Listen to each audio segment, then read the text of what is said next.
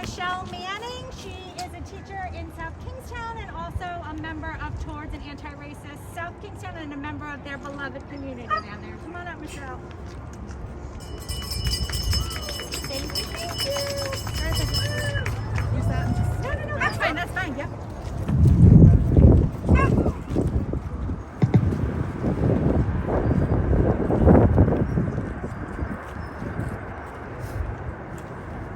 I just want to thank that student. I didn't catch your first name. Elena. Oh, it's so nice to see young people engaged, so I appreciate that. So good morning, my name is Michelle Manning. I'm a mother, a community member of South Kingstown, and a teacher, and also as well in South Kingstown. I joined TASK, Towards an Anti-Racist South Kingstown, because I was frustrated at the way our high school was not responsive to problems presented to administrators around issues of equity and safety for students. I just want to thank Jen Lima for putting this day of action together and recognize her work as a school committee member, a parent, a neighbor, and a tank organizer. She's a role model and an example for all of us to emulate. And she's always moving us forward to build a community that works for all of us. So, Dr. King's belief in agape love is at the center of nonviolent work for justice. It is the moral imperative to engage with one's oppressor in a way that shows their actions dehumanize and detract from society. This work is for brave people and is just as relevant today as it was during the civil rights movement in the 60s. Dr. King reminds us that we all exist in an interrelated community and therefore are dependent on each other. When we connect love to the community, we create opportunities to build a more just and economically sustainable society that respects differences.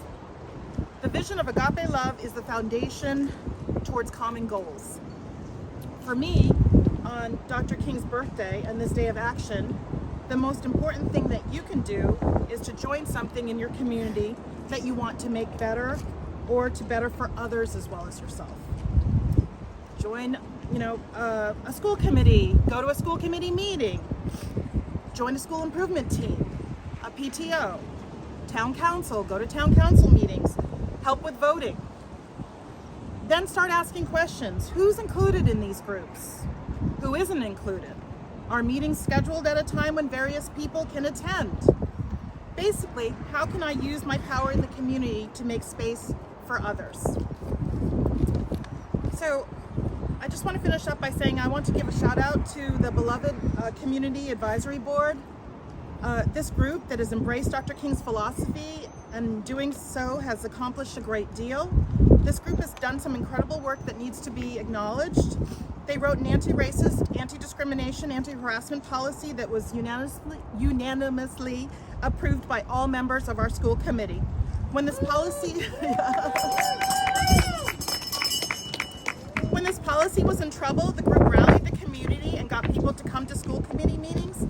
Speaking on the importance of adopting this policy, they worked with individual members of the committees to help them see the importance of passing the policy as written, as well as getting the message to the community of the importance of this policy, and then having the community join in a campaign of writing over 600 letters to school committee members and getting this policy passed and keeping most of the policy in its original form.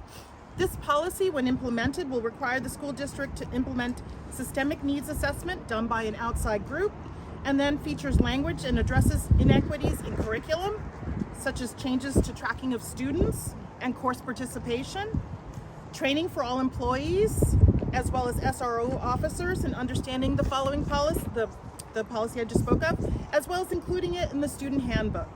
These are a few of the highlights, and you can read about the policy on board docs for SK, but I think I really want to stress that as a community, us coming together and working together is how we bring about change. And I'm so glad that you all came today. So thank you. Oh, and then keep Dr. King's agape in your hearts.